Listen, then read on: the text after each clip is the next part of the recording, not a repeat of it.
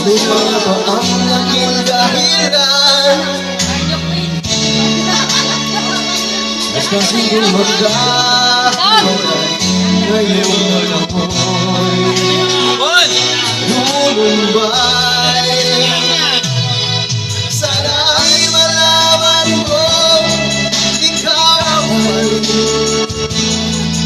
ang nilalaman ng puso ko at damdamin.